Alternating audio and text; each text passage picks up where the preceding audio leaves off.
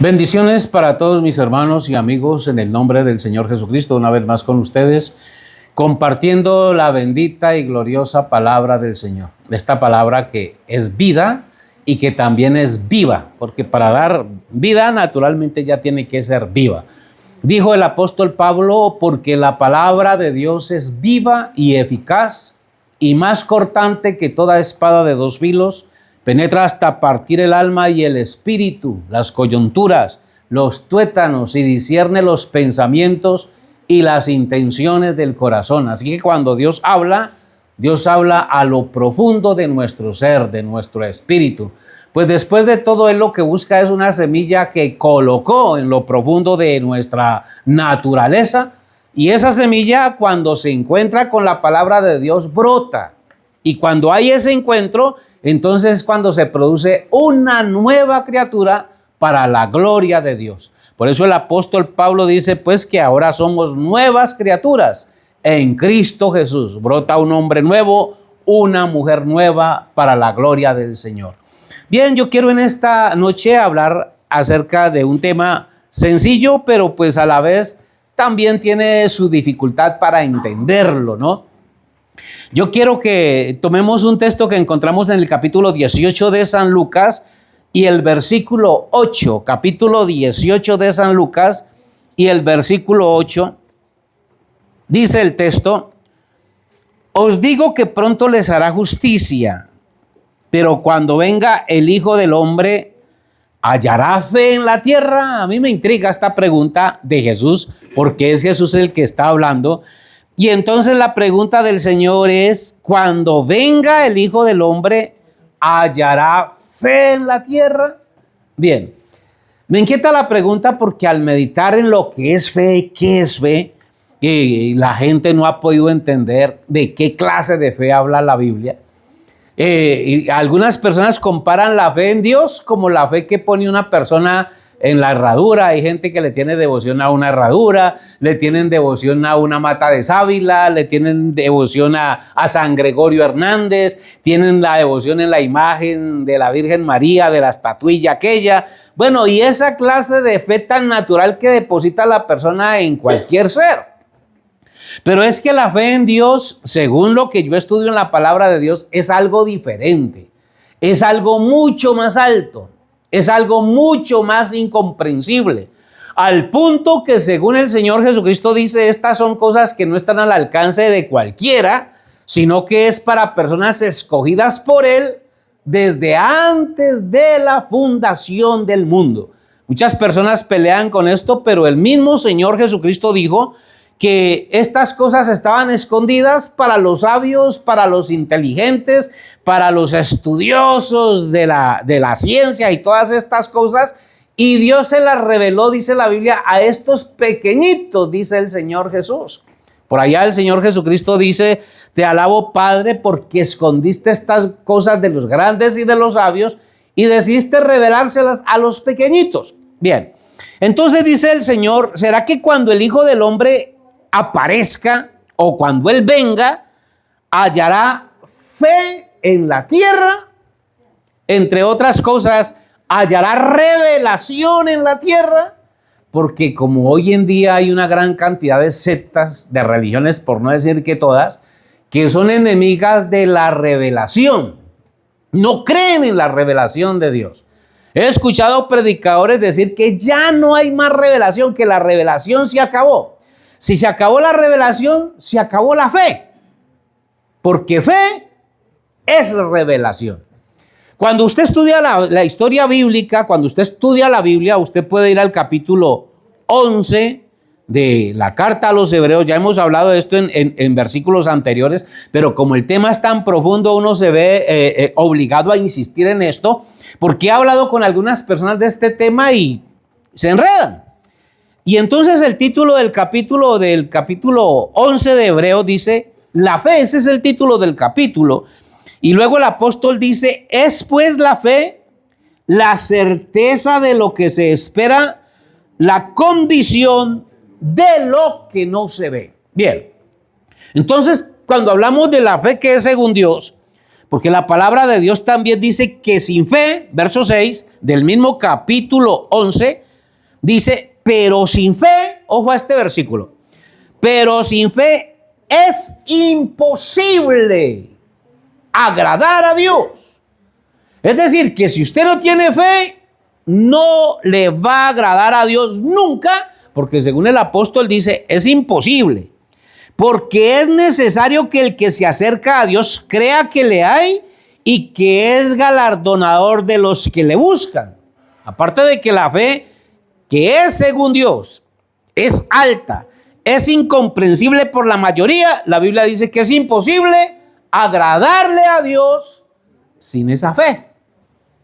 Y pregunta al Señor, ¿será que cuando el Hijo del Hombre aparezca hallará fe en la tierra? Esto es tan sencillo como esto. A ver si me hago entender. Vamos a suponer que usted está viendo una película, cualquier película. Está viendo una película cualquiera y esa cantidad de personajes que aparecen en la película, entre ellos hay un personaje que es como el protagonista de toda la historia y que por lo regular es la persona que impacta a los espectadores, ¿sí? Entonces usted ve una película de buenos y de malos y aquí el espectador toma partido por alguno de esos personajes que hay en esa película y por lo regular nosotros le decimos el tipo. O si se trata de mujeres, entonces la protagonista principal. Y entonces uno pregunta si usted estuviera viviendo el suceso que se está viviendo en esa película, ¿usted qué personaje de esa película quisiera ser? ¿El villano? ¿O el que triunfa? ¿O el que sale vencedor al final de la historia? Hay algunas películas por ahí donde el protagonista de la historia al final se muere y pierde la carrera y entonces uno dice, no, esa película, qué gracia, ¿no? Mala la película, ¿sí o no? Porque se supone que el que nos ponen ahí como ejemplo debe de ser triunfante, debe de ser victorioso. Pues bien, entonces con la Biblia sucede lo mismo. Usted se ubica en el tiempo y yo le presento a usted, por ejemplo, la historia de Noé. Hablamos de la historia de Noé, pero realmente no es la historia de Noé, es la historia del mundo en el tiempo de Noé.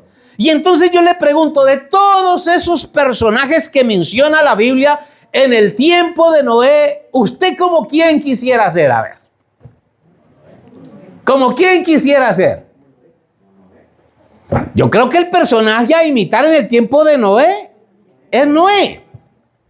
Pero si usted estudia la historia un poquito más profunda, en la historia de Noé, en el tiempo de Noé, hay un personaje más importante todavía que Noé.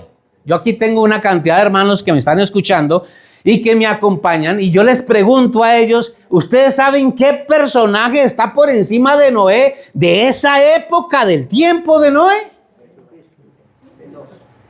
Hay un personaje del que poco se habla, pero Enoc hace parte de ese cuadro de Noé. Y con Enoc pasó algo mucho más especial de lo que pasó con Noé.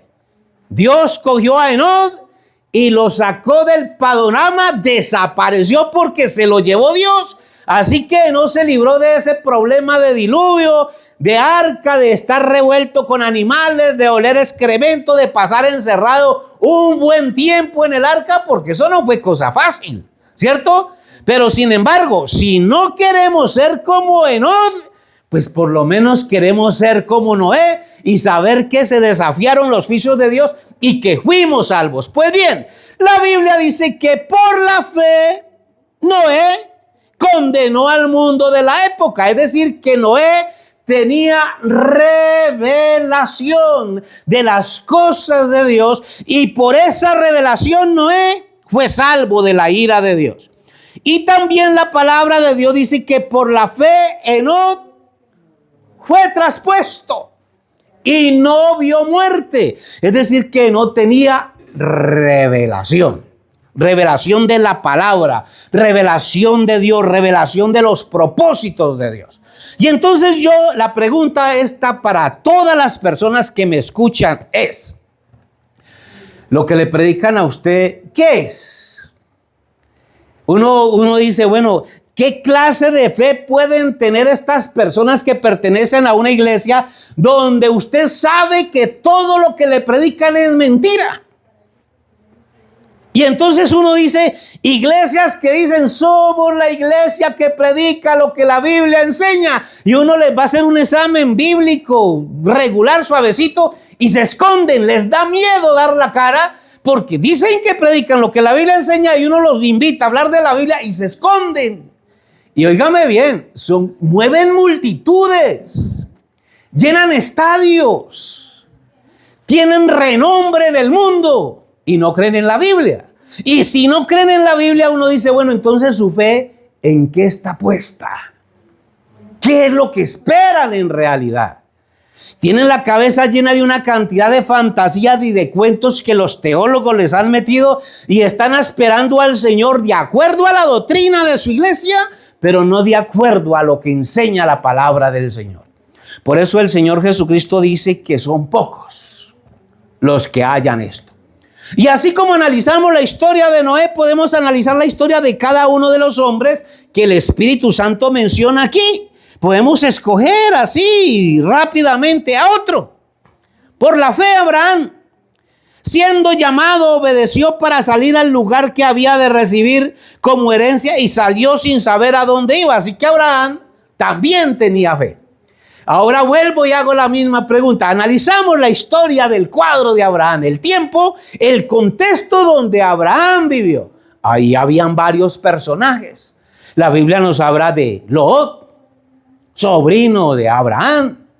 La Biblia nos habla también del criado de Abraham. La Biblia nos habla por allá de reyes que fueron amigos, algunos enemigos de Abraham. Y entonces yo les pregunto, analizando el cuadro en la época de Abraham, usted como creyente, ¿como quién quisiera ser? ¿Cuál es la fe a imitar en el tiempo de Abraham? Pues yo supongo que la de Abraham, ¿no? O por lo menos ese es mi deseo. Si yo estuviera en el tiempo de Sansón, ¿la fe de quién quiero imitar? Pues yo creo que la fe de Sansón, ¿cierto? Y así sucesivamente. Y entonces ahora viene mi pregunta aquí en este tiempo. Aquí en este tiempo donde estamos ahorita predicando el evangelio, ¿la fe de quién quiere tener usted? ¿Cuál es el ejemplo de fe dentro del contexto en el que nosotros nos movemos? Tenemos una gran cantidad de predicadores, de iglesias y de religiones, y cada iglesia de esas tiene un representante, y yo les digo, ¿la fe de cuál de esos representantes debemos de imitar nosotros en nuestro tiempo? ¿Cuál fe es la que el Señor quiere encontrar cuando Él venga? Cuando el Hijo del Hombre venga, ¿hallará fe en la tierra? ¿Nos encontrará llenos del conocimiento de Dios? ¿Nos encontrará llenos del conocimiento de la palabra? ¿O encontrará un grupo de gente con la cabeza llena de tradición, de religión y de enseñanzas de hombres, como sucedió en el tiempo de Jesús cuando Él hablaba con los escribas y los fariseos y Él les tiene que decir, ustedes invalidan la palabra de Dios por sus tradiciones? La gente tiene la cabeza hoy día llena de tradiciones. Uno los ve que se emocionan, que se gozan, que hablan de una cantidad de cosas, pero en el corazón no tienen absolutamente nada. Dice la palabra de Dios, capítulo 15 de Mateo, y el versículo 7. Y vale la pena aclarar, aquí estamos analizando el cuadro en el que Jesús se mueve. Y entonces aquí les quiero decir a ustedes, volviéndonos a la historia de Jesús, la fe de quién quiere imitar usted si estuviera en el tiempo de Jesús. La de Caifás, la de Anás, la de Judas, la de Pedro, la de alguno de los apóstoles, o del representante de Dios aquí en la tierra en el momento, el cual es el Señor Jesucristo. Dice el capítulo 15 y el versículo 7 de Mateo, y Jesús hablando con los líderes religiosos de la época, les dice, hipócritas. Ahí perdonan ustedes si de pronto alguien se ofende. Hipócritas, bien profetizó de vosotros Isaías cuando dijo, este pueblo de labios me honra, mas su corazón está lejos de mí. Pues en vano me honran, enseñando como doctrinas mandamientos de hombres. Y resulta que a esto nos enfrentamos nosotros hoy en día. A hombres que enseñan como doctrinas mandamientos de hombres. Si usted los ve a ellos peleando, esta es la iglesia del Señor, esta es la verdadera, esta es la verdadera y esta es la verdadera. Y aquí termino, capítulo 25 de Mateo. Y el versículo 31, otra vez, 25, 31. Yo no sé cuánto tiempo va. Faltan 5 minutos. Bien, aprovechemos esos 5 minutos. Mateo 25, 31. Le aclaro a los oyentes que la cuestión de poner límite al tiempo es porque sabemos que las personas a través de estos medios no le dedican mucho tiempo a estos programas, sino que de pronto la gente busca por ahí un programita de 1 minuto, 2 minutos, 3 minutos, pero aquí estamos estudiando la palabra del Señor y entonces tratamos de reducirlo de una manera que usted lo pueda escuchar.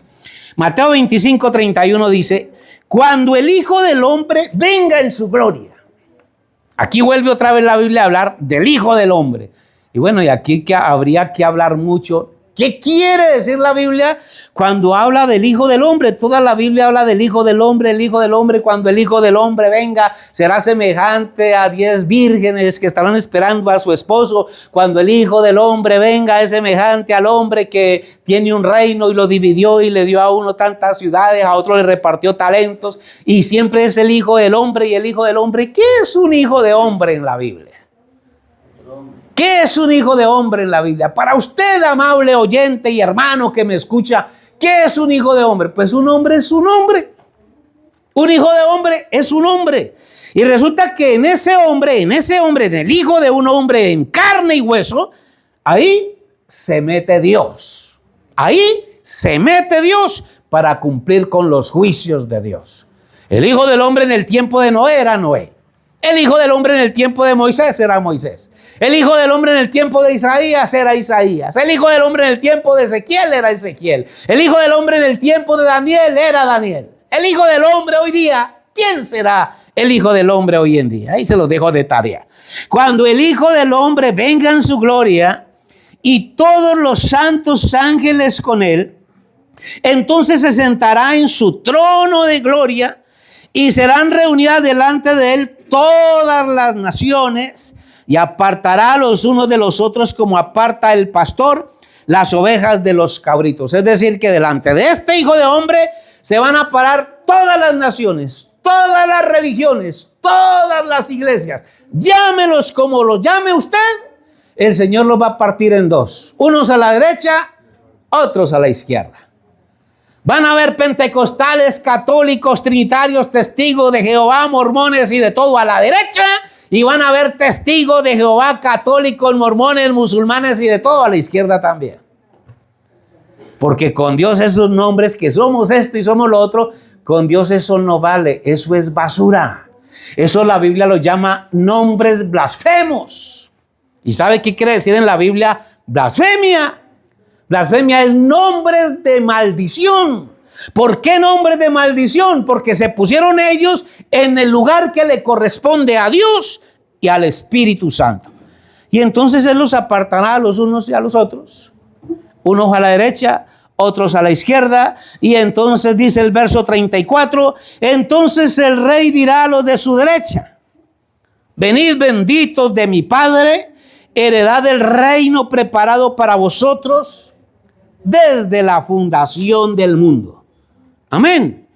Y entonces también Él le dirá a los de la izquierda, verso 41.